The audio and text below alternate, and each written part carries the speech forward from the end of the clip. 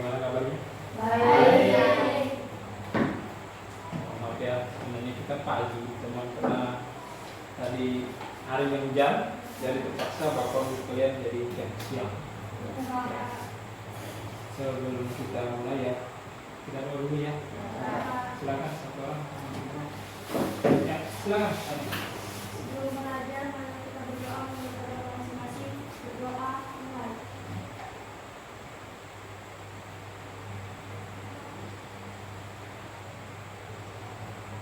Berdoa selesai. Baik. Walaupun harinya hujan, tetap kita masuk ya. Oke. Sebelum masuk ke materi, ya, sebelum kita melanjutkan materi kita, Bapak absen dulu ya. Siapa yang tidak masuk kira-kira? Yogi dengan 3 orang ya? Puput? Sarah? Malu? Yohan? Putri Anjali? Nur Aini? Naya? Ada? Imam? Rahmat Tambore? Tania? Lesia jadi bilang tadi? Berarti ada 3 orang ya? Ada 3 orang.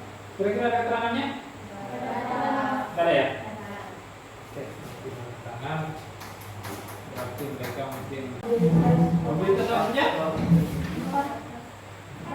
4. Apa saja? Mobilitas vertikal, mobilitas horizontal, mobilitas antar generasi dan generasi, dan mobilitas Geografis. Oke.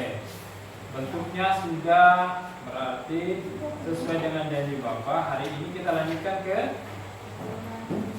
saluran mobilitas, saluran dan dampak mobilitas sosial. Bentuknya kemarin ada berapa? 4 ya. Handoutnya kemarin masih ada kan? Itu materinya sampai dengan pertemuan ini, makanya itu di bawah. Ya, baik.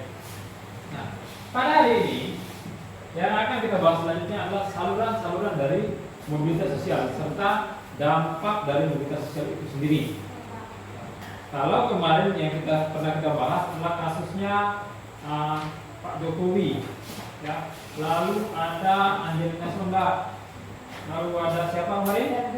Ferdy Sambo. Hari ini yang kita belajar adalah saluran untuk seseorang itu mencapai mobilitas yang lebih tinggi.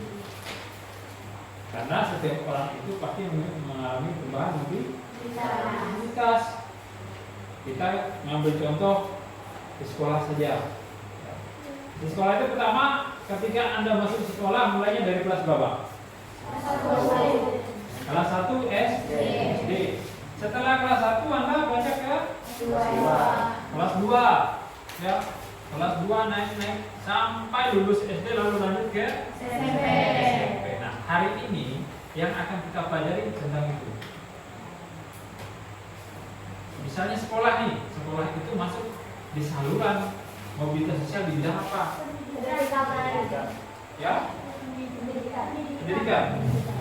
Nah, untuk hari ini, ya, di sini Bapak menyiapkan 2 bentuk LKPD.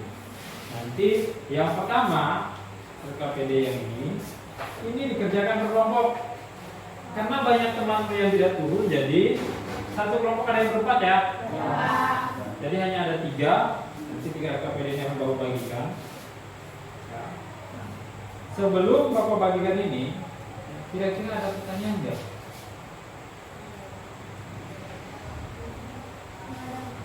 Ada? Yakin tidak ada pertanyaan? Oke, kalau tidak ada pertanyaan, silakan siapkan buku, ya, buku dan pulpennya. Karena Bapak akan menyampaikan materi menggunakan PPT seperti kemarin ya. Siap ya? Sudah siapkan semua? Kita mulai ya. Di pertemuan sebelumnya kita sudah membahas bentuk-bentuk mobilitas sosial, ya, interaksi sosial sudah kita bahas. Maka hari ini yang kita bahas adalah saluran mobilitas dan dampak mobilitas sosial. Oke, kita mulai ya. Silakan diperhatikan supaya nanti ketika mengerjakan LKPD ini Anda paham. Siap ya? Yang pertama, tujuan pembelajarannya adalah menjelaskan saluran mobilitas sosial. Jadi nanti ketika mempelajari materi ini, Anda diharapkan bisa menjelaskan bentuk-bentuk dari saluran mobilitas sosial. Ya, kalau tadi sudah ada yang beritahu Pak, saluran mobilitas sosialnya itu salah satunya adalah pendidikan ya. Nanti akan kita bahas termasuk di mana ya. Lalu yang kedua, menjelaskan dampak dari mobilitas sosial. Dampak mobilitas sosial itu pasti ada positif, ada negatif. Nanti kita bahas yang masuk negatif itu apa sih? Lalu yang ketiga, menyajikan laporan hasil diskusi kelompok mengenai bentuk-bentuk saluran mobilitas sosial. Nah, ini ya, yang nomor 3 ini adalah hasil dari pengerjaan LKPD yang akan kamu bagikan nanti. Ya. Ketika LKPD itu dibagikan, maka Anda akan mengerjakan secara berkelompok. Setelah itu akan disuruh maju memaparkan di depan. Paham ya? Oke, kita lanjut. Yang pertama, saluran mobilitas sosial. Apa yang pertama? Organisasi keagamaan katanya. Lalu pendidikan. Tadi ada yang sudah menyebutkan pendidikan ya. Lanjut. Organisasi ekonomi. Kira-kira kalau yang organisasi agama itu berhubungan dengan apa sih? Agama ya. Lalu pendidikan, sekolah ya. Ekonomi, kebutuhan sehari-hari atau kebutuhan ya. Oke, lanjut. Ada organisasi politik. Ini kira-kira berapa saluran ini? Apa? Seperti presiden. Oke, berarti tentang bicara politik ya. Oke, lalu ada organisasi profesi. Profesi ini banyak. Nah, nanti yang terakhir ada organisasi olahraga. Oke, dan yang terakhir ada pernikahan. Ini adalah bentuk-bentuk saluran mobilitas yang bisa dialami oleh seseorang atau digunakan oleh seseorang. Ya. Oke. Kira-kira dari saluran ini ada yang tanyakan? Kalau ada yang tanya, sebelum Bapak lanjut ya. Bisa? Kita lanjut ya? Oke. Yang pertama tadi adalah apa? Oke. Nah, saya minta tolong Anjeli bacakan yang pertama nih. Organisasi keagamaan. Setiap agama memperingati bahwa semua manusia di bumi ini adalah sama di Tuhan, kecuali proporsi ketakwaannya. Hal ini secara tegas membuat para tokoh agama yang ahli dari segi agama dan ibadahnya memiliki status sosial yang tinggi. Oke, kira-kira di sini mengatakan bahwa tokoh agama ya memiliki status mobilitas yang lebih tinggi. Kenapa demikian? Ada yang disebutkan alasan. Yang bisa bantu Pak Juli. Di sini katakan bahwa hal ini secara tegas membuat para tokoh agama yang ahli dari segi agama dan ibadahnya memiliki status sosial yang lebih tinggi. Yang kedua, saya minta tolong Rahmat.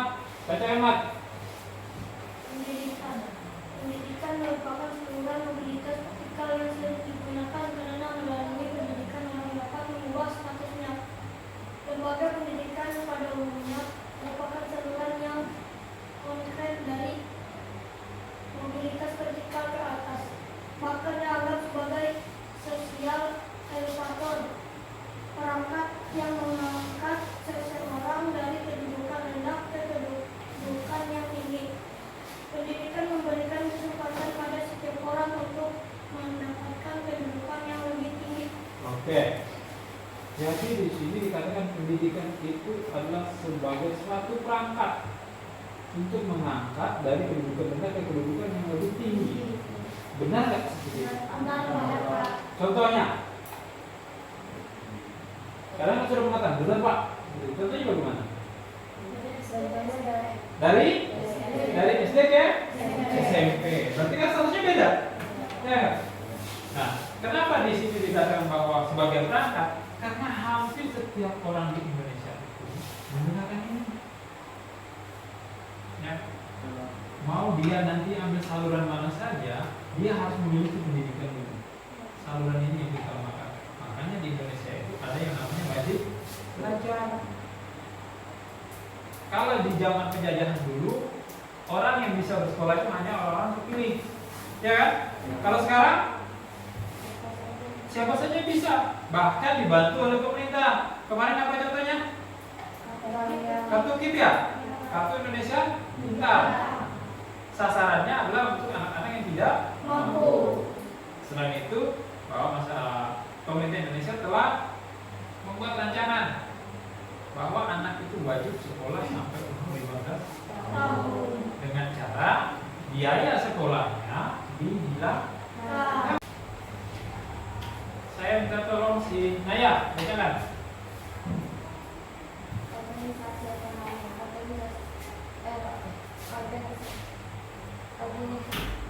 Organisasi ekonomi di Indonesia seperti perusahaan dagang besar, koperasi, simpan pinjam, PUMN, BUMS ataupun organisasi ekonomi lainnya dapat senantiasa meningkatkan pendapatan seseorang. Oke, ini dari ekonomi. Kira-kira ekonomi itu membahas tentang apa sih? Ya? Kebutuhan. Oke, kalau kebutuhan, baik. Tentang kebutuhan ya.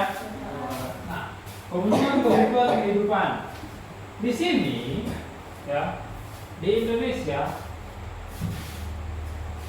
organisasi di Indonesia itu seperti perusahaan dagang. Di sini ada BUMN, ada BUMS. Ini milik siapa BUMN ini? Milik badan usaha milik negara. Ada pertanyaan dari sini? Kita lanjut ya. Nah, di lembaga politik saya minta tolong. Sarah bacakan. Lembaga politik, anggota partai politik yang profesional dan berdedikasi tinggi akan cepat mendapat status yang tinggi dalam partainya hingga akhirnya menjadi anggota Dewan Legislatif. Oke. Ini adalah bukan contoh ya. Ini peserta pemilu di tahun 2009. Sudah lama nih yang Bapak ambil. Nah, di sini katakan bahwa anggota partai politik yang profesional berdedikasi tinggi akan cepat mendapat status yang tinggi dalam partainya hingga akhirnya menjadi anggota Dewan Legislatif. Nah, berarti ya, lembaga politik ini dipakai untuk mencapai status yang tinggi di dalam dunia politik. Selanjutnya ada organisasi profesi. Yohan, bacakan. Organisasi profesi. Jenis organisasi keahlian yang berada di tengah-tengah masyarakat seperti Persatuan Artis, Ikatan Dokter Indonesia, Persatuan Guru Republik Indonesia, Persatuan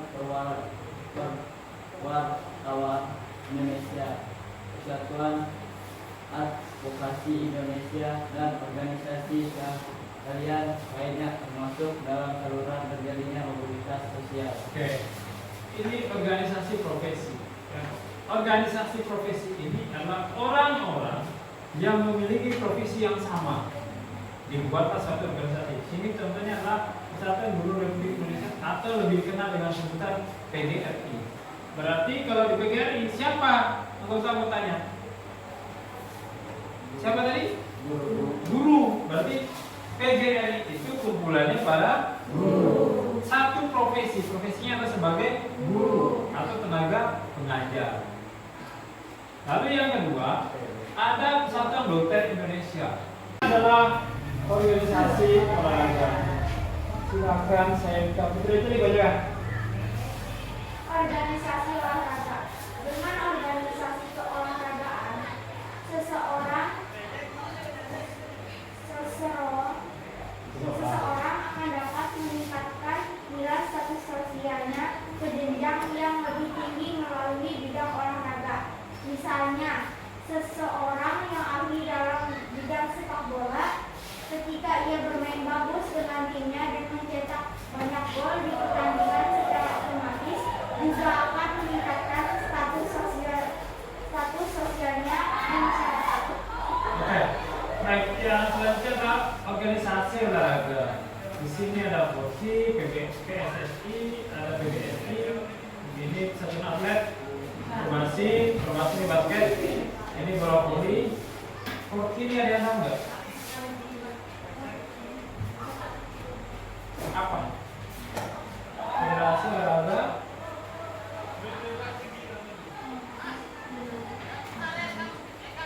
Ini karate ya. Karate. Baik.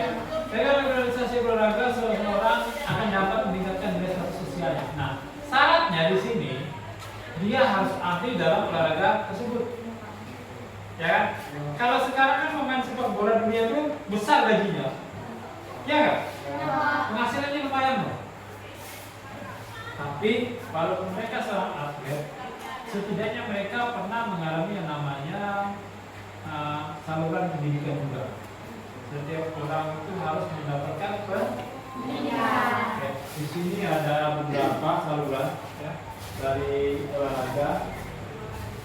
Yang sering kita dengar yang paling ramai ini, apa ini? Sepak bola ya. Lalu PBSI, badminton ya. Indonesia kan ini andalannya. Lalu atletik Indonesia sama Perbasi ini basket. Lalu ada PBSI. PBSI di Indonesia yang paling ramai itu adalah serinya Proliga. Ya, nih. Lalu kalau yang ini yang berkaitan ada nih PBSI. Baik dia tingkat nasional bahkan tingkat internasional. Ini kan sekarang sedang ramai nih, kalau tidak salah itu di Thailand. Dalam Open ya, lagi ramai. Baik, ada pertanyaan di sini? Ya. Perbasi, Persatuan Bola Basket Indonesia. Ya. Ada lagi? Tidak ada? Lanjut ya. Nah, ini yang sering rame nih tentang perkawinan. Saya mau tanya. Silakan si Naim. Perkawinan juga salah satu saluran mobilitas sosial seseorang. Dengan melakukan perkawinan bisa membuat seseorang memiliki status sosial yang tinggi. Seseorang yang menikah dengan seseorang yang memiliki status terpandang di masyarakat secara langsung akan dihormati dan naik status sosial akibat adanya pengaruh dari pandangan masyarakat terhadap pasangannya. Oke. Kalau dalam perkawinan, ya, kalau statusnya sama, misalnya si ceweknya orang yang berada ya, yang punya uang, lalu cowoknya orang biasa. Menikah dengan si cewek ini, lalu statusnya akan naik. Karena cewek ini terpandang kenapa? Karena banyak harta. Kalau kemarin kalian pernah nonton televisi itu kan ada yang baru-baru nikah. Siapa? Nah ini aku ngamar lagu dan ya. Iya kan? Sekarang yang baru-baru itu, iya nggak? Kan si Lestinya banyak uang. Si laki siapa? Bapak tidak paham itu. Jadi ada kasus pertengkaran dalam rumah tangga KDRT ya. Awalnya itu kan yang kena si Lestinya kan. Menikahlah si Lesti baru jadi terkenal. Jadi popularitasnya itu diangkat oleh Lesti. Status sosial yang pertamanya rendah diangkat oleh Lesti menjadi tinggi, menjadi populer, menjadi orang yang terkenal. Itu salah satu contoh yang berhubungan dengan perkawinan. Atau ya anak kampung, anak desa ya, orang yang tidak punya, menikah dengan orang yang memiliki kekayaan, otomatis statusnya kan berubah. Misalnya suaminya orang kaya, istrinya, calon istrinya orang anak desa, dibawalah sama suaminya ke kota, menikah, maka status sosialnya akan naik. ada pertanyaan dari sini. Tidak ada? Kita lanjut ya. Oke, kalau tadi bentuk-bentuk salurannya tadi ada berapa? 7. Ada berapa tadi? 7. Yakin 7? Ya. Apa saja? Organisasi keagamaan, pendidikan, organisasi ekonomi, organisasi politik, organisasi profesi, organisasi olahraga, pernikahan. Oke, itu baru beberapa bentuk-bentuk saluran dari mobilitas sosial. Sebenarnya masih ada yang lain, tapi karena kita di SMP hanya sampai di sini. Nanti ketika Anda lanjut di SMA akan ada namanya pelajaran sosiologi yang bahas ini, ya. Baik, kalau tadi saluran-saluran dari mobilitas sosial, sekarang kita masuk ke dampak mobilitas sosial. Silakan diperhatikan karena ini akan berkaitan dengan nanti LKPD yang akan kita bahas. Ya kan? Dampak negatif mobilitas sosial. Jadi dia dari negatif dulu ya. Yang pertama terjadinya konflik karena adanya persaingan. Ini yang kedua gangguan psikologis karena kehilangan jabatan atau stres. Yang ketiga, oh ya, ada dua ya. Lalu yang selanjutnya dampak positif, ada seorang perlu lebih maju, meningkatkan hubungan sosial dan meningkatkan integrasi sosial. Oke, kita bahas dulu yang ini. Terjadinya konflik karena adanya persaingan. Kira-kira ada yang tahu? Gara-gara mobilitas sosial akhirnya terjadinya konflik. Contohnya bagaimana? Perjuangan manusia dan kelompok sosial untuk mencapai proses yang semakin tinggi dan sangat ada kemudian hidup bersaing. Ya. Contohnya kalau kalian masih ingat waktu pemilihan umum kemarin, ya, ingat kan? Waktu pemilihan kemarin itu waktu perhitungan hasil pemilu itu kan terjadi sengketa antara kubunya Bapak Prabowo dengan kubunya Pak Jokowi. Ya, sama-sama menginginkan jadi presiden. Akhirnya munculnya konflik di sini. Nah, Bapak Jokowi dan Prabowo itu tidak ada masalah, tapi yang masalahnya adalah pendukungnya, orang-orang yang mendukung mereka. Kalau mereka para politiknya, dia nggak mau ribut. Kalau kalah ya sudah, berarti saya kalah. Tetapi para pendukungnya di bawah itu tidak terima kalau pilihannya harus kalah. Makanya kemarin ada sidang di KPU, ya, membahas ulang tentang hasil KPU. Oke, lalu yang kedua gangguan psikologis karena kehilangan jabatan atau stres. Ini banyak terjadi, ya, banyak terjadi. Kadang-kadang bukan cuma orang dewasa, anak kecil pun bisa stres. Usia Anda yang sekolah pun bisa stres. Kenapa?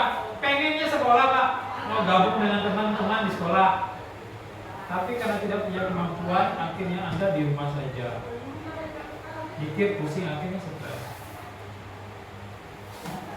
Tapi kalau zaman sekarang, mungkin kalau di rumah itu senang, karena bisa bermain game. Tapi apakah Anda sanggup 1 kali 24 jam itu Anda hanya ada di dalam ruangan? Sanggup kan? Makanya perlu adanya sosialisasi dengan orang lain. Manusia itu adalah makhluk apa? Makhluk sosial kan? Tidak bisa hidup sendiri. Ketika jabatannya hilang, ya, maka dia akan stres. Siapa saja itu? Bukan cuma merubah orang tua, anak itu bisa. Keinginannya tidak tercapai, dia bisa. Tetapi dengan standarnya masing-masing, ya, tingkatan stresnya. Baik, ini yang negatif ya. Jadi terjadi konflik karena ada persaingan jelas. Karena ketika persaingan itu bertumbuh, ya, otomatis akan ada konflik. Kalau persaingan yang sehat, normal, tidak ada konflik. Tapi kalau persaingan tidak sehat, maka akan menimbulkan konflik. Lalu kita masuk ke positif, dampak hubungan sosial. Yang pertama mendorong seorang untuk lebih maju. Karena melihat temannya mampu, otomatis dia akan berusaha. Contoh, si Putri Anjali matematikanya dapat nilai 8. Lalu si Rahmat, perasaan belajarnya sama. Dulu yang mereka materi sama, kenapa dia bisa dapat 8, saya tidak bisa? Kan jadi pertanyaan. Ya, akhirnya adanya semangat orang untuk berubah diri agar mencapai status sosial yang lebih baik. Lalu yang kedua, mempercepat tingkat perubahan sosial. Kalau sudah terdorong, otomatis tingkat perubahan sosialnya akan cepat. Lain halnya kalau orang itu tidak mau berubah, biar aja saya matematika saya dapat 5 tidak masalah. Yang penting kawan saya dapat 8. Kalau nanti saya naik kelas, hati-hati. Karena kalau nilai rendah tidak akan naik. Ini yang perlu dipertimbangkan. Tapi kalau kamu sudah punya semangat ini, otomatis ini akan capai. Dan ini akan mencapai. Meningkatkan integrasi sosial. Kalau statusnya sudah berubah, otomatis integrasi sosialnya akan meningkat. Tidak mungkin kalau perubahan sosial sudah terjadi tapi dia tidak meningkat, itu salah. Karena ini saling berkaitan ya. Cara yang pertama, kedua, dan ketiga. Nah, kira-kira dari penyampaian Bapak ya tentang dampak komunitas sosial ada Integrasi itu apa? integrasi perhubungan. Meningkatkan komunitas sosial. Ada lagi? Ada? Tidak ada? Ini banyak bilangnya. Oke, kalau tidak ada pertanyaan, Bapak tanya kembali ya. Karena ada tidak bertanya, malah Bapak yang bertanya. Ya Pak. Berapa bentuk salurannya tadi? Mobilitas sosial ada berapa? 7. Mat, sebutkan dulu Mat.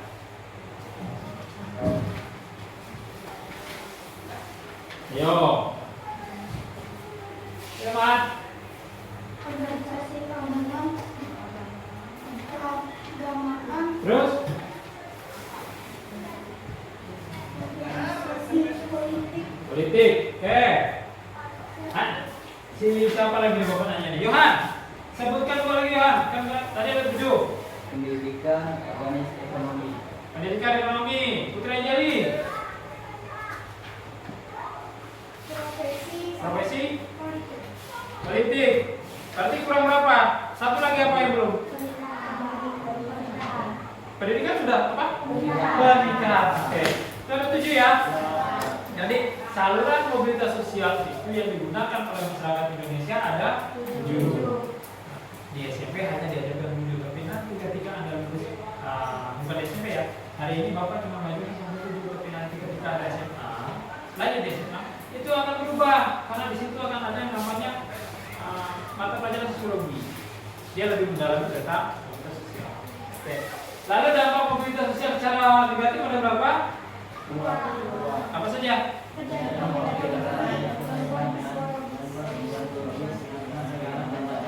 Oke. Lalu dampak positifnya ada 3 ya. Gampang ya.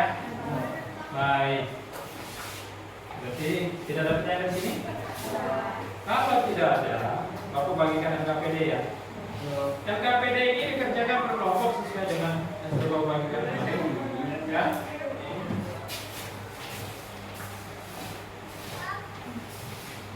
Satu kelompok ya, Pak.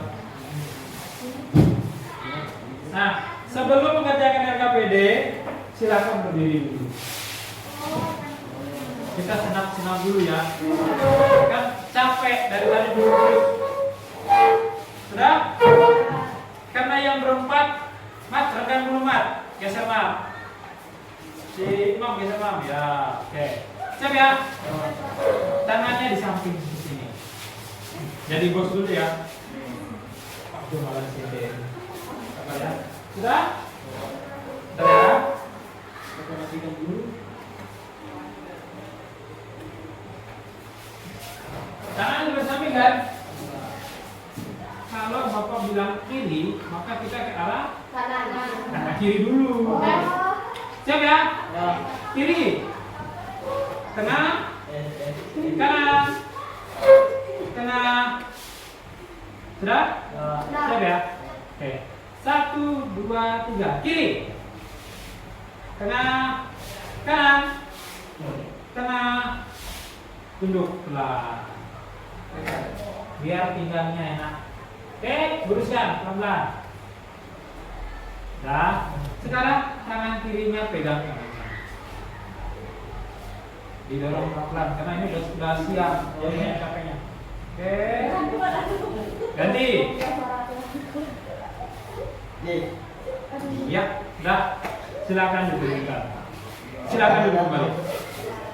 Baik, itu hanya apa? Buat kita agar tidak capek ya. Karena dari tadi duduk. Baik, kalau tadi sudah Bapak jelaskan, sekarang silakan diperhatikan. Bapak akan menayangkan sebuah video sama materinya tentang saluran-saluran mobilitas sosial.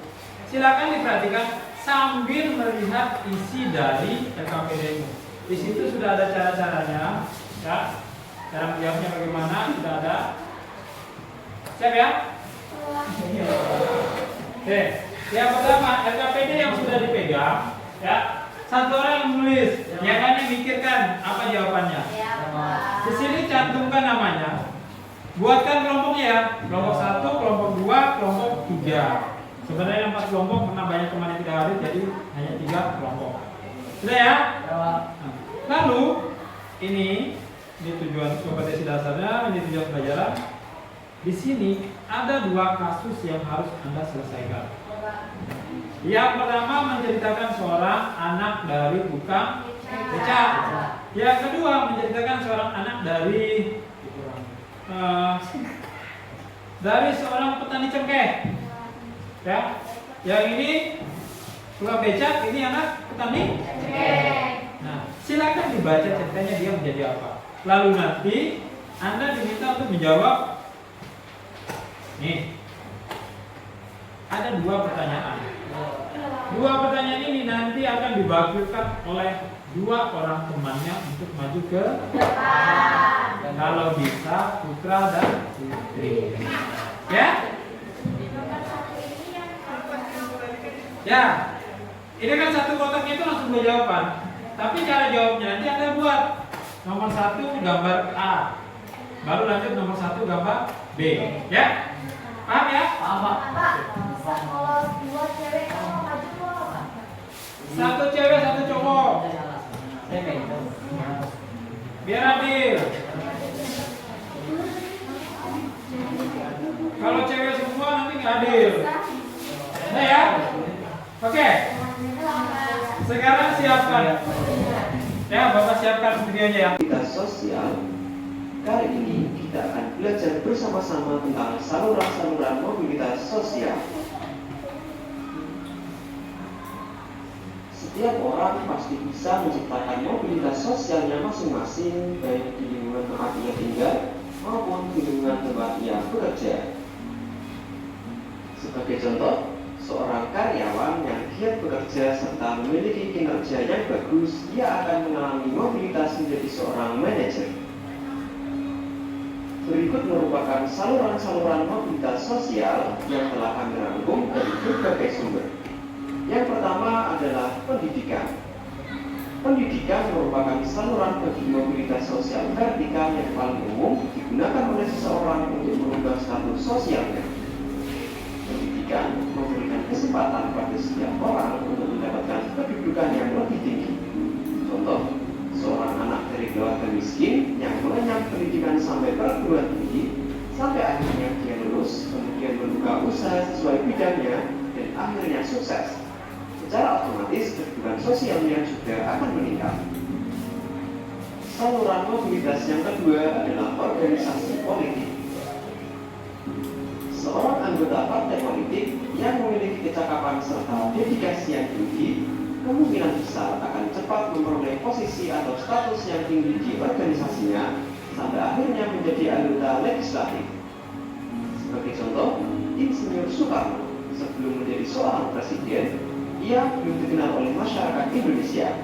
Namun karena perjuangan serta kegigihannya memperjuangkan kemerdekaan melalui jalur politik, akhirnya ia dipilih sebagai Presiden Negara Indonesia yang pertama. mobilitas selanjutnya adalah organisasi ekonomi. Ada berbagai macam organisasi ekonomi yang umum kita jumpai. Di antaranya adalah koperasi dan badan usaha. Organisasi semacam ini pada umumnya memberikan kesempatan seluas-luasnya bagi seseorang untuk mencapai mobilitas vertikal.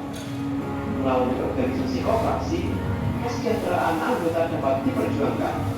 Keberhasilan perjuangan koperasi mencerminkan keberhasilan perjuangan anggota-anggotanya.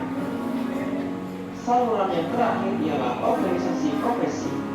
Contoh, organisasi profesi lainnya yang dapat dijadikan sebagai saluran mobilitas vertikal adalah Persatuan Guru Republik Indonesia, Ikatan Dokter Indonesia, dan Himpunan Pengusaha Muda Indonesia, dan organisasi profesi lainnya.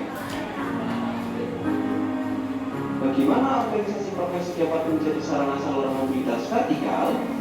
Karena organisasi profesi merupakan himpunan orang-orang yang memiliki profesi yang sama, sehingga mereka akan lebih kompak dan kuat untuk memperjuangkan profesinya. Sebagai contoh, organisasi profesi guru atau Persatuan Guru Republik Indonesia merupakan salah satu sarana perjuangan para guru dalam bidang pendidikan dan kesejahteraan guru. Selain memperjuangkan pendidikan di Indonesia, PGRI juga memperjuangkan peningkatan kesejahteraan guru. Perjuangan PGRI tentu diperhatikan oleh pemerintah Indonesia sehingga kesejahteraan guru di Indonesia terus mengalami peningkatan. Nah, setelah kita memahami apa saja saluran-saluran terjadinya mobilitas sosial, sekarang pasti kalian penasaran kan apa saja sih dampak dari terjadinya mobilitas sosial? Untuk mengetahui jawabannya, simak terus penjelasan berikut. Dalam terjadinya mobilitas sosial, selalu ada 3 kemungkinan yang akan terjadi, yaitu mobilitas sosial naik atau ke atas, mobilitas sosial turun atau ke bawah, dan mobilitas sosial ke samping. Namun, secara umum, dampak mobilitas sosial bisa bersifat positif dan juga negatif. Berikut adalah beberapa dampak positif dari mobilitas sosial. Yang pertama adalah mendorong seseorang untuk lebih maju. Semakin terbukanya kesempatan seseorang untuk pindah ke strata yang lebih tinggi, akan semakin memberikan motivasi orang tersebut untuk maju di berbagai bidang. Kalian tentu dapat membedakan kesempatan untuk pindah ke strata yang lebih tinggi antara orang pada zaman sekarang dengan orang pada zaman penjajahan. Orang pada zaman penjajahan tentu tidak memiliki gairah untuk menjadi seorang bupati ataupun pejabat, dikarenakan hal ini mustahil untuk terjadi. Kondisi ini berbeda dengan zaman sekarang, yang mana menjadi seorang pejabat bukanlah hal yang mustahil. Dampak positif yang kedua adalah mempercepat tingkat perubahan sosial. Mobilitas sosial akan lebih mempercepat tingkat perubahan sosial masyarakat ke arah yang lebih baik. Perubahan yang tidak dilihat misalnya pada masyarakat desa, penduduk yang berhasil melakukan mobilitas sosial biasanya akan mengaruhi teman-teman atau masyarakat lainnya. Hal ini berarti secara langsung akan mendorong terjadinya perubahan sosial budaya di desa tersebut. Penduduk yang sebagian besar berpendidikan rendah, kemudian berpendidikan tinggi akan berpengaruh terhadap gaya hidup dan mata pencaharian mereka. Dampak positif yang ketiga adalah meningkatkan integrasi sosial. Terjadinya mobilitas sosial dalam suatu masyarakat dapat meningkatkan integrasi sosial. Contohnya, ia akan menyesuaikan diri dengan gaya hidup, nilai-nilai, dan norma-norma yang dianut oleh kelompok orang dengan status sosial yang baru, sehingga tercipta integrasi sosial. Perubahan sosial yang terjadi pada suatu masyarakat akan mendapat respon yang berbeda dari masyarakat lain. Respon tersebut dapat berupa tentangan, namun juga dapat berupa penerimaan. Penerimaan pengaruh yang diakibatkan mobilitas sosial tentu merupakan salah satu contoh terjadinya integrasi dalam masyarakat. Selanjutnya adalah dampak negatif dari mobilitas sosial. Yang pertama, terjadinya konflik. Mobilitas sosial merupakan salah satu perjuangan manusia dan kelompok sosial untuk mencapai posisi sosial yang semakin tinggi. Dalam hal ini, sangat wajar kalau kemudian timbul persaingan yang kerap juga memicu konflik. Sebagai contoh kecil, perjuangan karyawan bawahan di suatu perusahaan untuk mencapai kedudukan yang lebih tinggi akan menghadapi persaingan dari karyawan yang lain.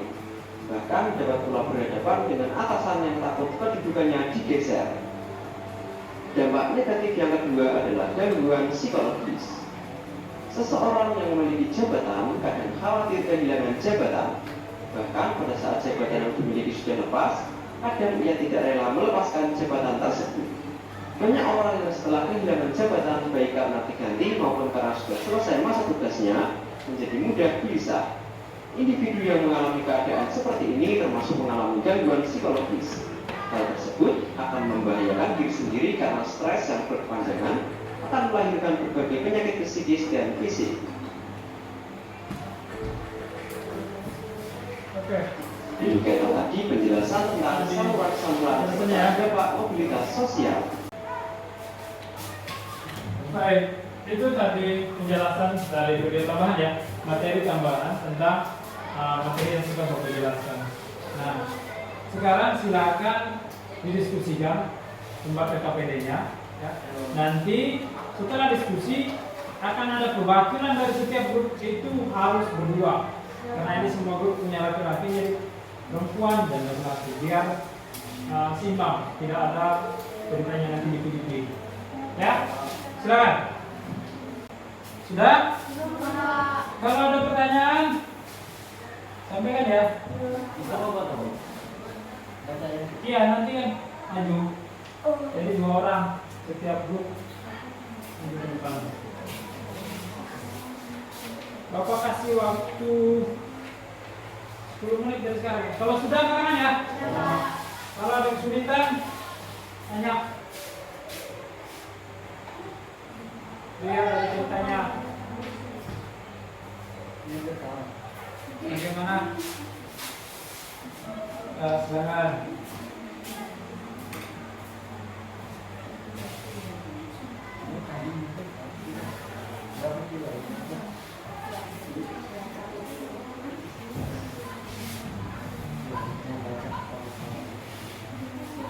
Silakan bekerjasama.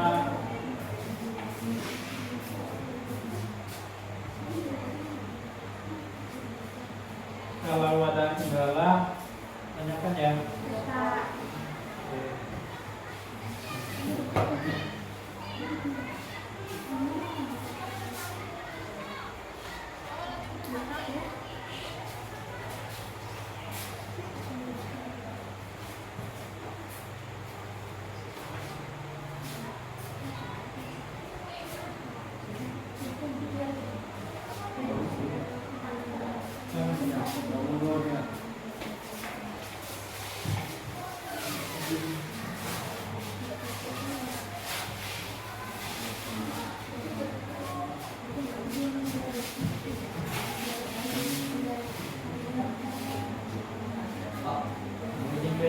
Ya, silakan.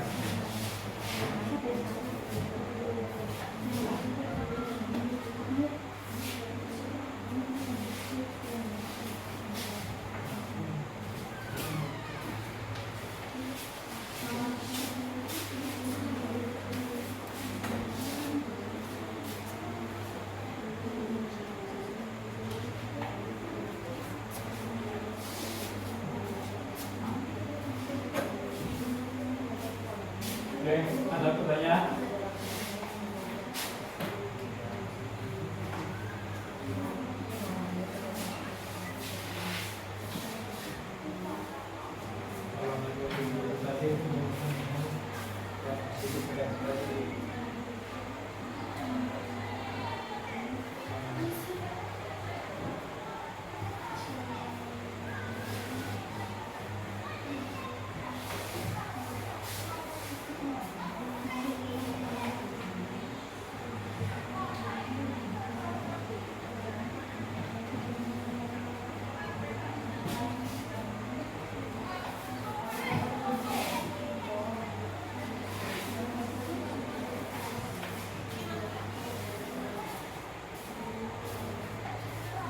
Ada kesulitan kelompok 3 ini aman? Aman ya.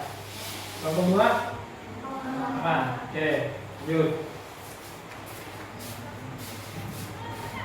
Kalau ada yang sudah siap angkat tangan ya.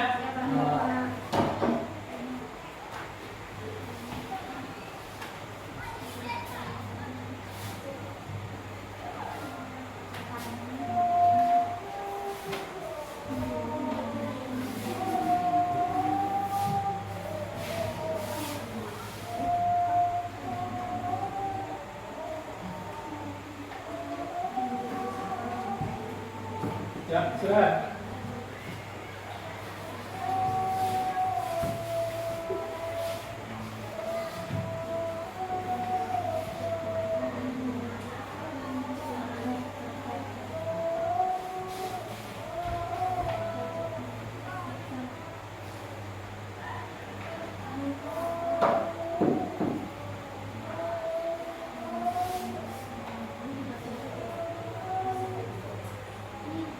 Baik, dari kelompok 1 siapa yang akan maju?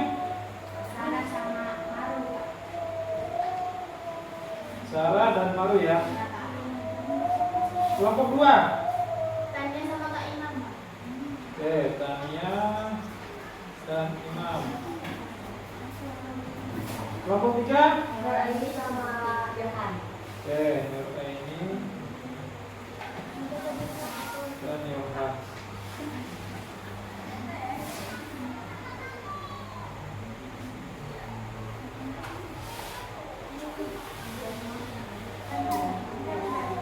Sudah?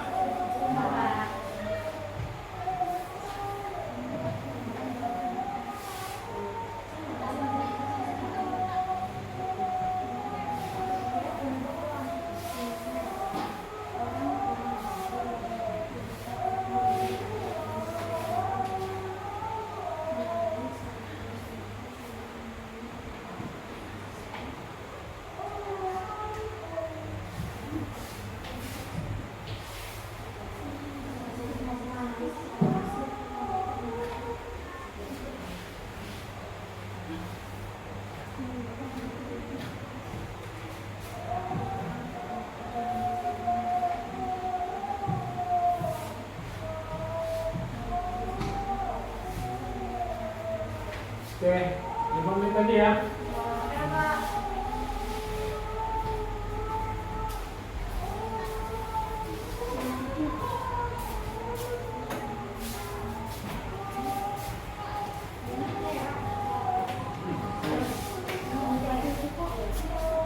Nah, teh.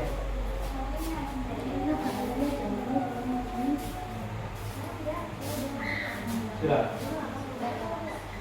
Barang satu dua selanjutnya.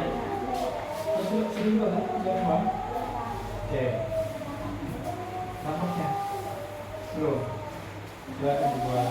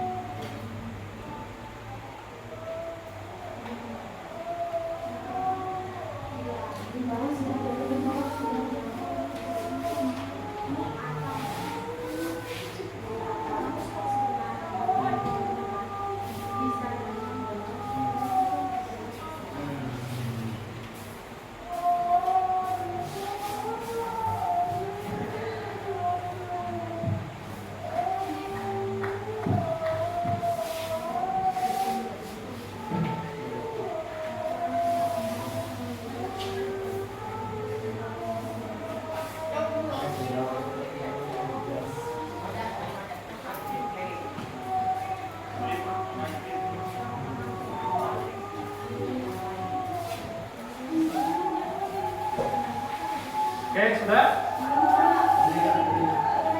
Ya. Ingat kemarin tangan kanan tangan kiri? Coba siap dulu. Bedain ya, Pak. Biar nanti tidak salah-salah pilih. Geser. Oke. Tangan kiri. Kanan. Oke. Turun. Bapak ganti ya. Kalau tangan kanan berarti tangan Kiri. Kalau tangan kiri berarti tangan Kanan. Tangan kiri. Turun. Tangan kanan. Turun. Karena tidak ada yang salah, otomatis bapak pakai ini ya. Oke. Pertama, silakan ambil satu-satu dulu. Pilih satu-satu ini Pak. Tuh. Satu. Tuh. Oke. Silakan dibuka. Nomor 1, 3. Baik. Sekali lagi ya. Bapak minta yang nomor berapa tadi? 1, nomor 3. Baik. Silakan dibuat ya. Terserah ambil yang mana saja.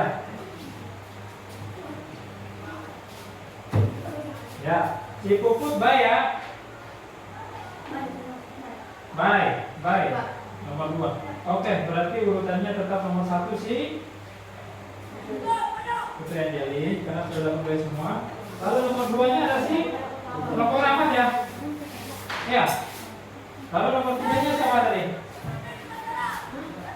Yang lainnya siapa? Ini Mbak ya. Berarti nomor 2-nya ini, nomor 3-nya ini. Silakan duduk kembali. Kelompok 1 tadi siapa? Ya, maju pertama tadi siapa? Kelompok 3 ya. Oke, kelompok 3 silakan maju. Yohan dengan Nur Aini. Silakan duduk. Baik. Yang bahas kasus pertama siapa? Saya. Oke, nanti kalau ada pertanyaan silakan tanya ya. Jawab. Kawannya yang duduk, ya silakan bantu jawaban. Silakan Yohan. Penyebabnya adalah orang kurang mampu yang memiliki tekad untuk mengubah status kebutuhan sosial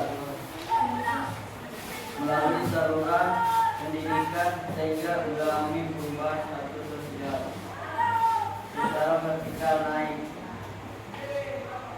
Seorang anak tukang beca menjadi seorang dengan S3 dengan dampak positif. Oke. Ada pertanyaan? Dari kelompok 1 dan 2 atas kasus yang pertama? Ada? Kalau tidak ada lanjut ya. Oke, lanjut kasus kedua apa?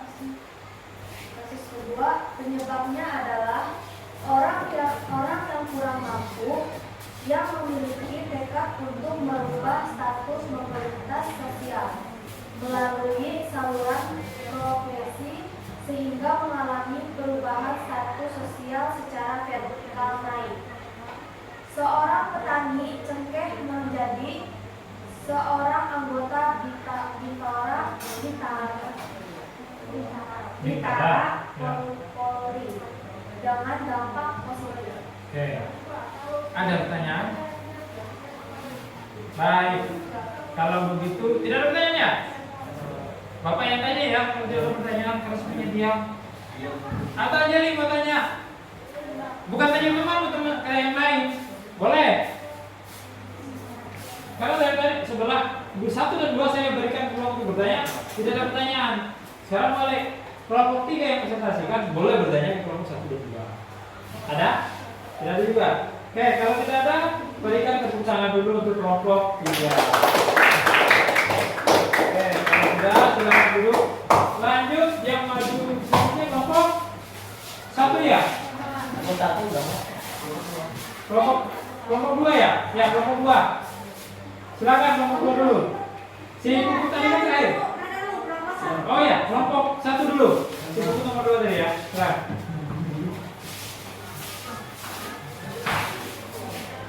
Oke, silakan kelompok 1. Kelompok 2 dan 3 dengarkan paparannya. Siapa yang baca pertama? Ya, malu. Penyebabnya adalah orang kurang mampu yang memiliki tekad untuk merubah status mobilitas sosial melalui saluran pendidikan sehingga mengalami perubahan status sosial secara vertikal naik. Seorang anak tukang beca menjadi seorang dosen dengan S3 masuk vertikal positif. Balik positif, berarti vertikal naik ya? Ya. Oke, ada pertanyaan? Ya. Apakah pekerjaan si ayah ini? Oh ya, pekerjaan saya ready katanya ditanyakan pada kelas 1. Apa pekerjaannya? Kerjanya sebagai seorang tukang beca. Sebagai seorang tukang beca. Ada lagi kelompok 2 ada pertanyaan? Kelompok 3 sudah bertanya untuk kelompok 1. Siapa tahu kelompok 2 ada pertanyaan? Untuk kasus yang pertama ya, bukan kasus yang kedua.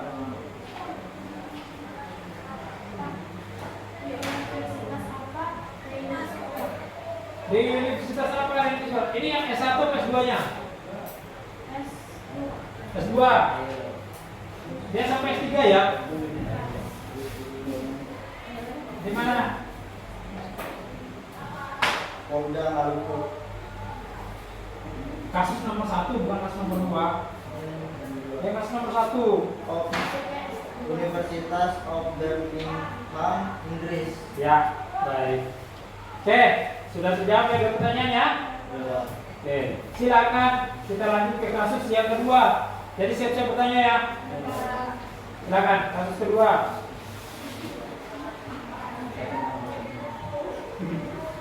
Penyebabnya adalah melalui saluran pendidikan sehingga mengalami perubahan status sosial secara vertikal naik. Seorang petani cabai berprofesi sebagai seorang anggota bintara Polri. Oke. Itu positifnya naik apa turun? Naik. Ada pertanyaan dari teman-temannya? Kelompok 2 yang bertanya kepada silakan.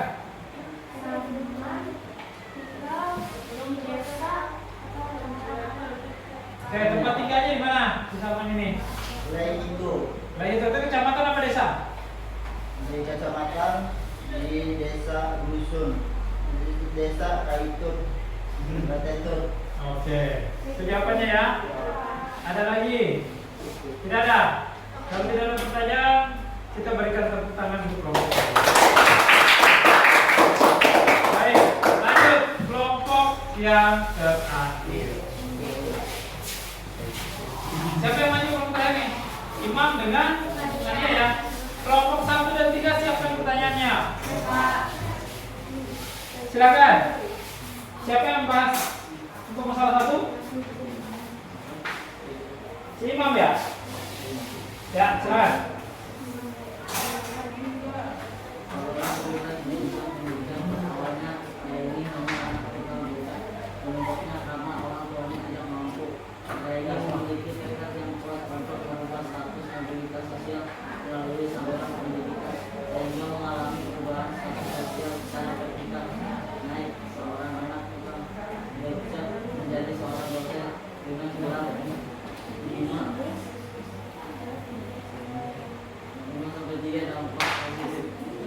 Nama apa? Mobilitas positif ya? Oke, ada pertanyaan dari teman-temannya? Kelompok 1 dan 3. Saya Pak. Ya, silakan Dora ini. Sepulang dari S2, Melani menjadi Apa pekerjaannya setelah dia menjadi sekolah menyampai S2? Apa? Nah, ini menjadi dosen non PNS. Dosen non PNS seperti dosen di swasta ya? Oke, ada lagi pertanyaannya? Kelompok 1 kira-kira dari kasus yang pertama? Ya.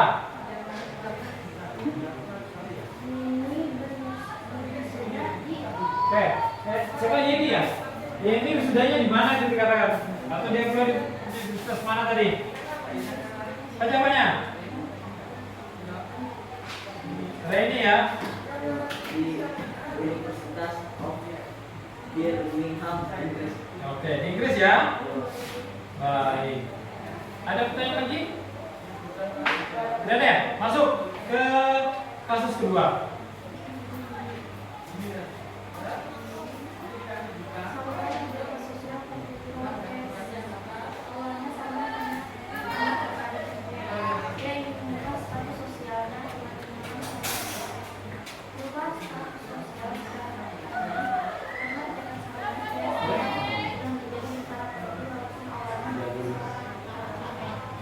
Oke, ada pertanyaan?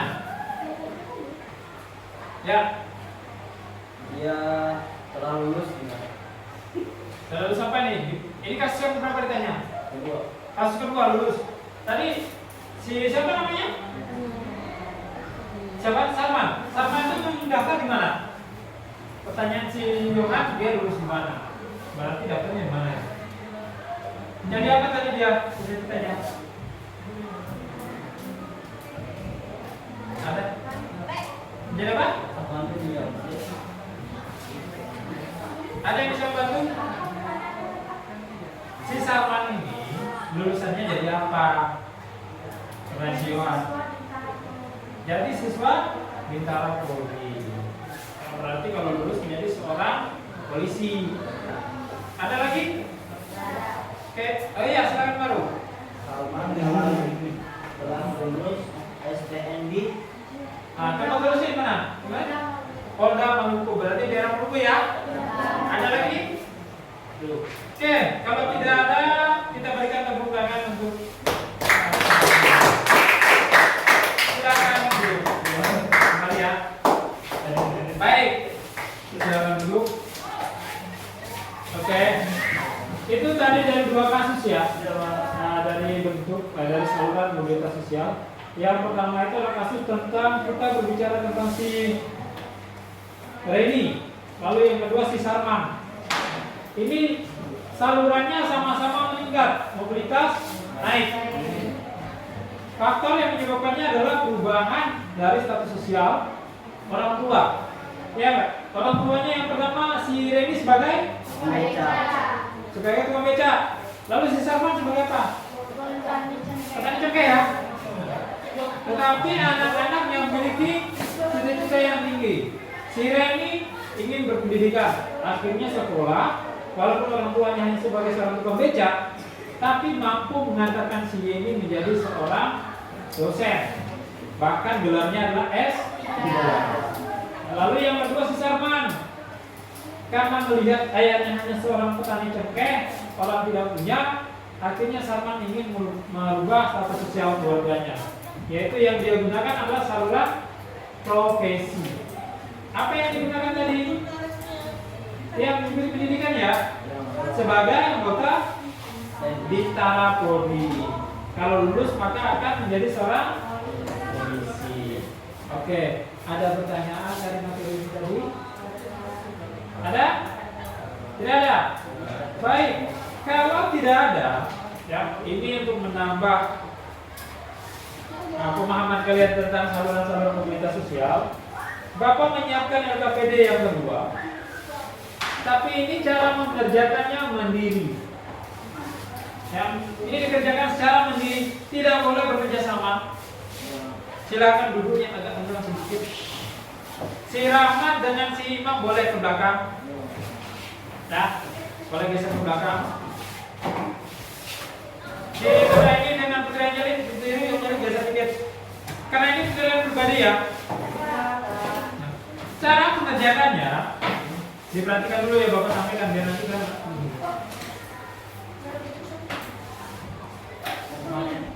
Oh, bukan ya? Ada, dari temannya ada. Oke. Cara mengerjakan ini adalah Anda menyaksikan video yang akan Bapak tayangkan. Jadi nanti akan ada dua video yang saya tayangkan. Silakan Anda jawab. Untuk nomor 1 sampai nomor 3 ini adalah pertanyaan video pertama. Itu yang pertama. Kalau yang 4, 5, 6 untuk tayangan video yang kedua. Jadi nanti sambil mendengarkan, sambil dikerjakan. Atau mau Pak saya atau bagaimana? Menurut kalian mendengar nonton dulu, selesai nonton baru dikerjakan atau sambil dikerjakan? Nonton dulu baru dikerjakan ya? Oke.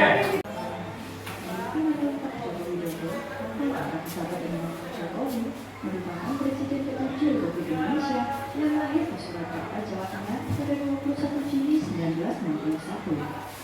Ia diketahui merupakan anak dari pasangan Sujiatmi Harjo dan Sujiatmi Harjo. Jokowi adalah anak pertama dari 4 bersaudara. Ia merupakan anak laki satu-satunya dalam keluarganya karena semua adiknya adalah perempuan.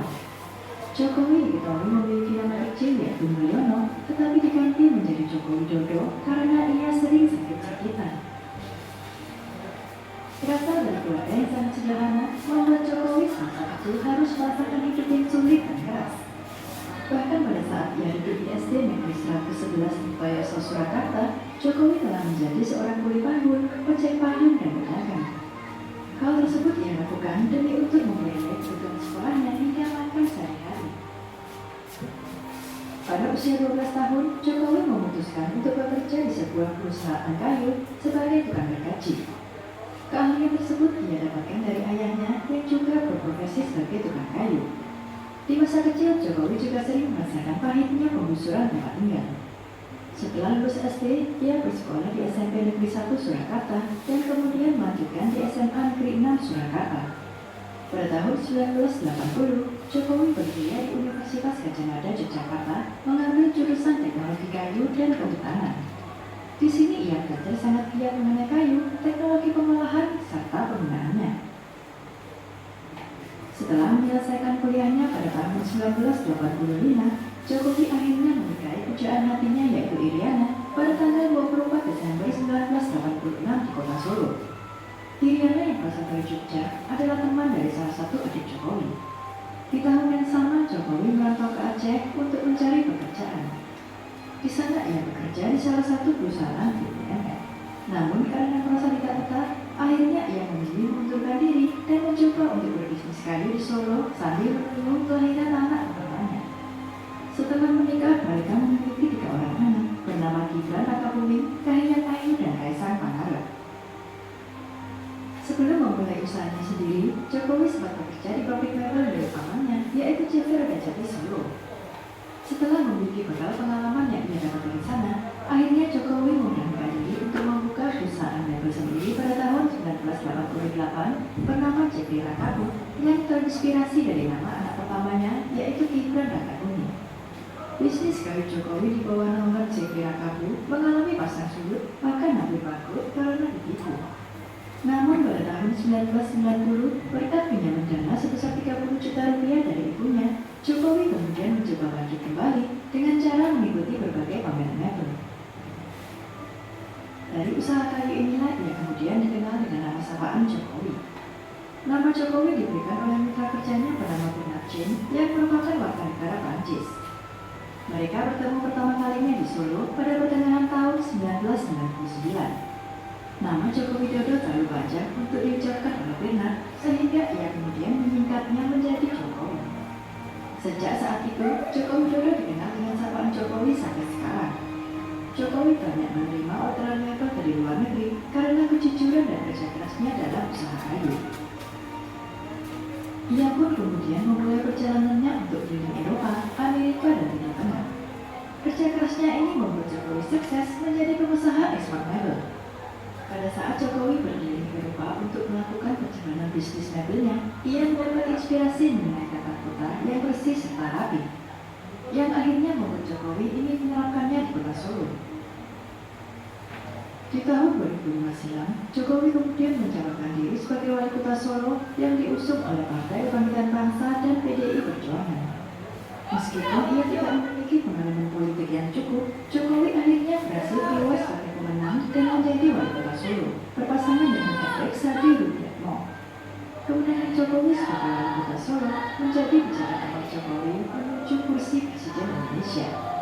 Kepemimpinannya sebagai wali kota Solo banyak mengubah wajah kota Solo sebagai spirit of Java menjadi kota yang nyaman serta relokasi pedagang tanpa menimbulkan kerusuhan. Bahkan membuat Solo menjadi kota tuan rumah di acara internasional. Jokowi juga dikenal sebagai pemimpin belusukan karena sering berkeliling untuk melihat keadaan kota serta warganya secara langsung. Hasil kerja Jokowi yang dinilai memuaskan membuat Jokowi berhasil menjadi wali kota Solo untuk kedua kalinya pada pilkada selanjutnya di tahun 2010. Dari situlah Jokowi kemudian mulai dikenal rakyat karena karakter yang sederhana serta prestasinya pada masa jabatannya menjadi wali kota Solo. Keberhasilannya memimpin kota Solo menjadi lebih baik membuat mantan wakil Presiden Yusuf Kala meminta Jokowi untuk maju ke kursi gubernur. Jokowi sempat menolak, tetapi akhirnya menerima dan bergabung dengan Partai PDI Perjuangan pimpinan Megawati Soekarno Putri bersama Partai Gerindra pimpinan Prabowo Subianto. Jokowi akhirnya resmi menjalankan diri sebagai gubernur DKI Jakarta berpasangan dengan Basuki Cahayapurnama atau lebih dikenal dengan Ahok. Sewaktu pilkada putaran kedua berhasil membuat Jokowi Ahok memenangkan kursi gubernur DKI Jakarta tahun 2012. Di tengah masa pemerintahannya sebagai gubernur DKI Jakarta, Jokowi kembali memberanikan diri untuk maju sebagai calon presiden Indonesia bersama Yusuf Kala sebagai wakil presiden pada tahun 2014. Dan akhirnya pada bulan Juli 2014, hasil perhitungan suara oleh KPU Indonesia menyatakan Jokowi Yusuf Kala sebagai pemenang pada pemilihan presiden tahun 2014. Hal ini menjadikan Jokowi sebagai presiden Indonesia pertama sepanjang sejarah yang bukan berasal dari latar belakang elit politik atau militer Indonesia. Jokowi juga diketahui pernah meluncurkan buku yang bertajuk Good Governance, telaah dari konvensi akuntabilitas dan kontrol birokrasi pada era desentralisasi dan ekonomi daerah pada tahun 2001. Pada tahun 2014, majalah Time menjadikan wajah Jokowi sebagai cover dari majalah tersebut dan menyebutnya sebagai Person of the Year. Selain itu, ada salah satu fakta menarik tentang Jokowi, yaitu Jokowi merupakan sosok yang menyukai aliran musik cadas atau metal. Wajar jika ia dijuluki sebagai presiden heavy metal. Ia diketahui menyukai grup band metal seperti Nazareth, Queen, Metallica, Judas Priest, dan Guns N' Roses. Kemudian di awal tahun 2019, Jokowi kembali melakukan deklarasi untuk kembali menjadi calon presiden Republik Indonesia. Namun kali ini ia berpasangan dengan seorang ulama, yakni Kiai Haji Ma'ruf Amin sebagai calon wakil presiden Indonesia. Pada Januari 2019, hasil perhitungan suara KPU menetapkan Jokowi dan Kiai Haji Ma'ruf Amin sebagai pemenang pada Pilpres 2019 setelah berhasil mengungguli suara yang diperoleh oleh pasangan Prabowo Subianto dan Sandiaga Uno. Keduanya kemudian resmi dilantik sebagai Presiden dan Wakil Presiden Indonesia terpilih pada tanggal 20 Oktober 2019 dengan masa jabatan tahun 2019 hingga 2024. Dari sosok Presiden Jokowi, kita bisa belajar bahwa kesuksesan berawal dari kesederhanaan, pantang menyerah dan terus berusaha. Seperti salah satu quote-nya bahwa mimpi-mimpi hanya bisa terwujud jika kita bersatu, jika kita optimis, dan jika kita percaya diri. Kini semua mimpi dan harapan seluruh masyarakat Indonesia berada di pundak sosok presiden yang bersahaja ini. Grecia Poli Apriani Rahayu. Indonesia sekarang sedang berhati-hati dekat pencapaian terbaik pasangan ganda putri Indonesia, Grecia Poli dan Apriani Rahayu, yang berhasil membawa pulang medali emas dalam cabang bulu tangkis di Olimpiade 2020. Dan simak dulu gimana hasil profil kedua pemain ini sampai bisa dipasangkan dan menjadi kebanggaan Indonesia.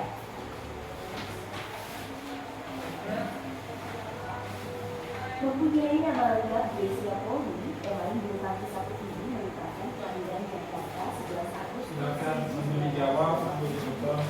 Ia sempat dulu di ganda putri dan ganda campuran. Anak ketiga dari 5 bersaudara ini meraih bulu tangkis sejak usia 5 tahun.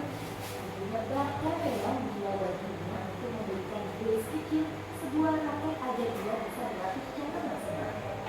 Grace, keluarga yang awalnya tinggal di Manado, akhirnya pindah ke Jakarta demi kepentingan karir Grace. Grace kemudian bergabung di kawannya sejak tahun 2003 dan dilatih oleh Richard Minardi dan Ariano Dinata. Tinggal di mana deh? Tinggal di mana? Ya, tugasnya sambil dengar, jangan tanya lagi. Gak apa-apa dibilang, sambil lihat. Ini untuk melatih pendengaran sama penglihatan. Sejak dulu di kelas 2 sekolah dasar, menyukai bulu tangkis setelah menonton pertandingan di televisi. Apriani kemudian mulai bermain bulu tangkis dengan belajar kakek dari makan di Manado. Ayah Apri yang gak tega akhirnya memberikan raket murah untuk Apriani. Karir Apriani sebagai atlet dimulai setelah masuk klub Tolita Batu pada 2011. Kemudian tahun 2015 ia pindah ke PB Jaya Raya. Sebelum dipasangkan dengan Apriani Rahayu, Grecia sempat berpasangan dengan Melia dan Jauhari. Keduanya menjadi runner-up Macau Open Grand Prix Gold 2010. Selama bersama Melianya, Grecia juga pernah menempati podium kedua di kejuaraan Indonesia Open Grand Prix Mandika dan Chinese Taipei Open Grand Prix Gold 2011. Bersama Melianya, Grecia berhasil lolos ke Olimpiade untuk pertama kalinya di Olimpiade London 2012 meskipun belum berhasil meraih medali. Grecia juga pernah berpasangan dengan India dan menorehkan sejumlah prestasi. Selain juaranya mata Argentina berhasil menjadi medali emas Asian Games 2014 selepas menang dari pasangan Jepang menjawab pengakuan Atlet Indonesia nomor Adriani bersama dua Zakaria meraih gelar juara besi World International Series 2015. Sempat bermain di nomor ganda campuran, Adriani yang berpasangan dengan Fabriza Adumato membawa pulang pertemuan kejuaraan Asia Dunia 2015. Hasil yang sama juga diraih saat Adriani berpasangan Tino Pauli di kejuaraan dunia Asia 2015.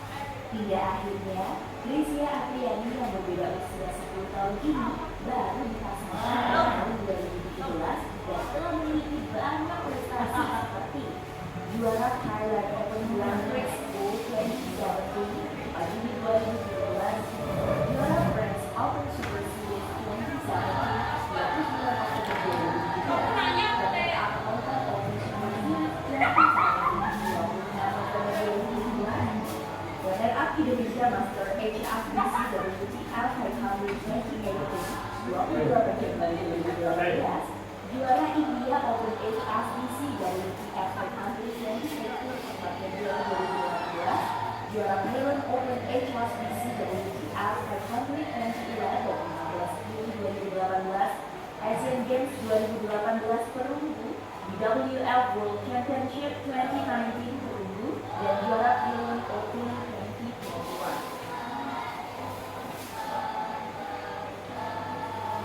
Grecia dan Apriani mendapatkan lolos kualifikasi Olimpiade Tokyo setelah berhasil menempati peringkat ke-7 dan race di Tokyo di WWF di nomor ganda putri dengan menggolkan 67.805 poin. Pasangan Grecia Poli Apriani Rahayu memulai perburuan medali ganda putri badminton Olimpiade Tokyo 2020 dengan menyapu bersih 3 kemenangan di fase grup.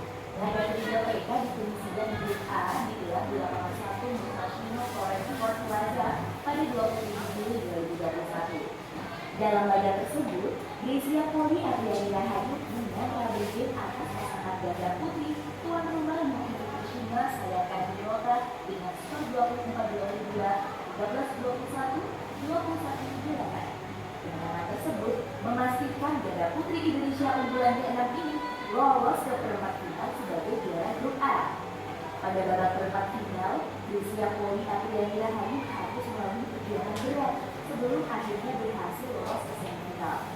Mereka dipaksa bermain 3 game oleh pasangan ganda putri Cina Hu Ying.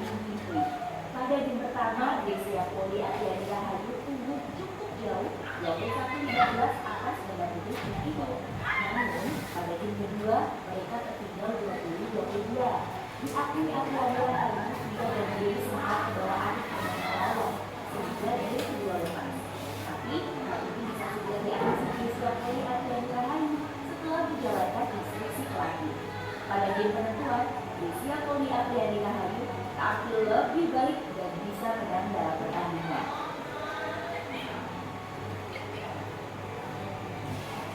Grecia Poli Apriani Rahayu menunjukkan permainan ciamik pada awal game pertama babak semifinal.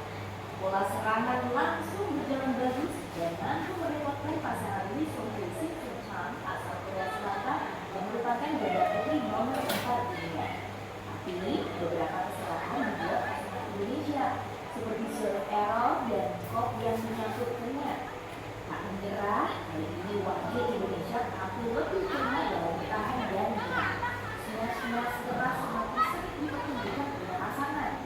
Pasangan ini pun dengan mengalahkan pasangan Korea Selatan Shin Chang Lee Song Hye di 2 game langsung juga berhak melaju ke babak final dan melawan pasangan China Chen Chen dan Chen Lifan. Sampai pada partai puncak di Olimpiade Tokyo 2020, mereka berhasil mengalahkan ganda putri asal Cina Chen Chen dan Lifan dengan 2 game langsung 21-19 dan 21-1. Sejarah baru diciptakan pasangan Grecia Poli Apriani Rahayu pada Olimpiade Tokyo 2020. Mereka menjadi pasangan ganda putri pertama yang mempersembahkan medali emas bagi Indonesia di ajang Olimpiade. Catatan sejarah itu bahkan mulai tercipta sejak babak semifinal. Sebagaimana diketahui, Indonesia belum pernah mengirimkan wakilnya dari nomor ganda putri ke babak tersebut sejak Olimpiade Barcelona 1992.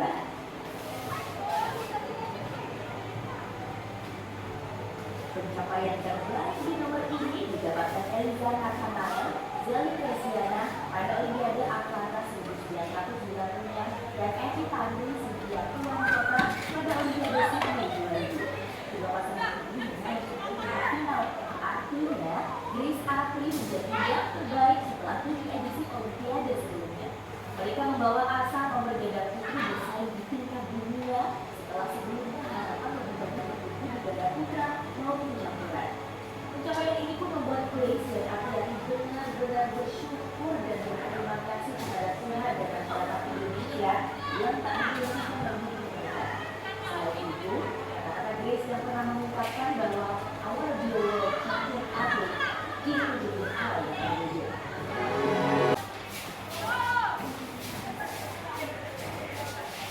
Oke, terima kasih. Silakan kembali ke tempat masing-masing.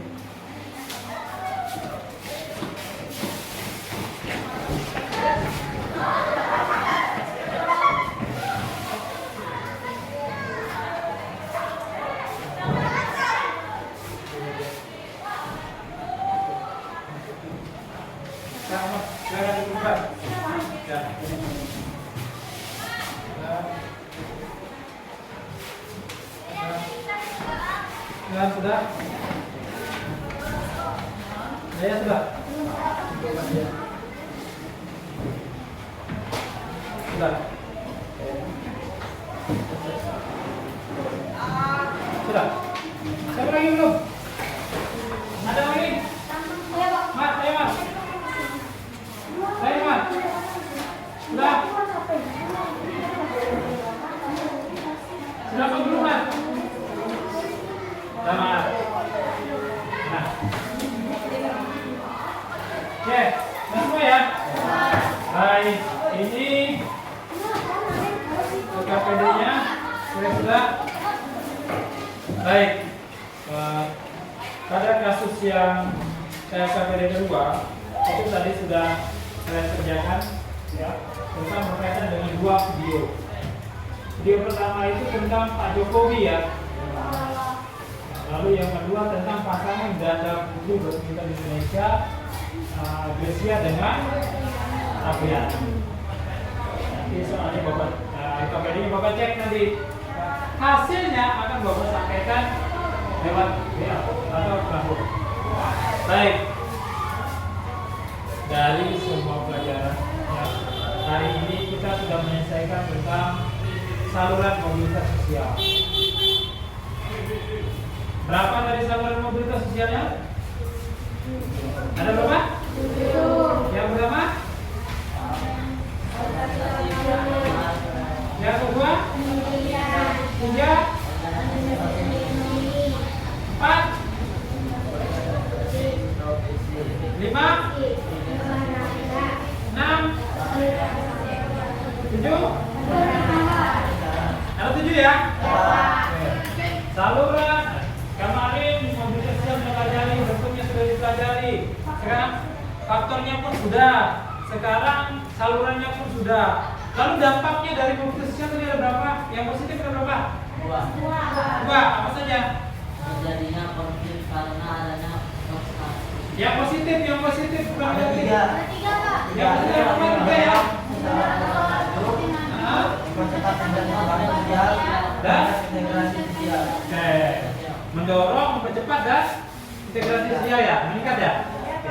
Lalu yang ini apa? 2. Yang pertama? Yang kedua? Oke. Yang pertama terjadinya persaingan ya. Lalu yang kedua adanya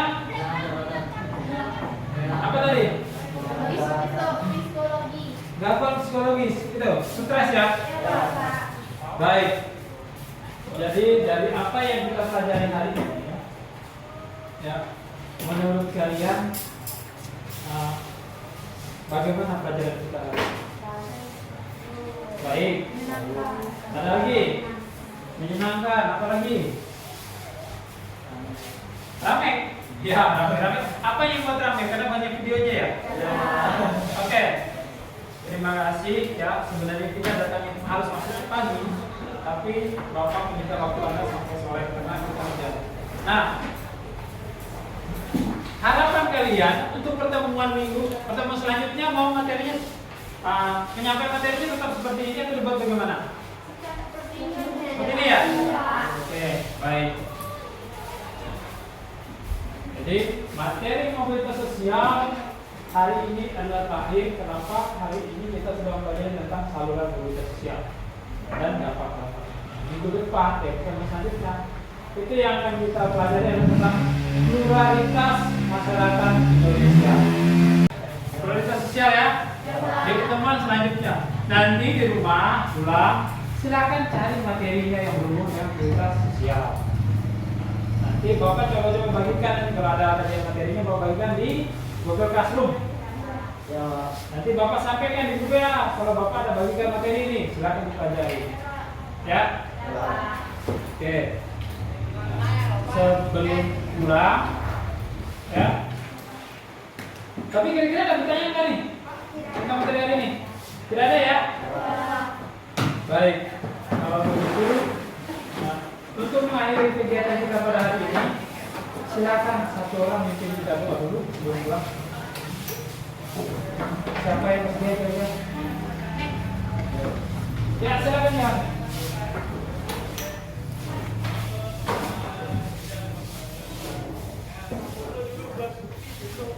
Sebelum pulang, marilah kita berdoa masing-masing. Doa mulai.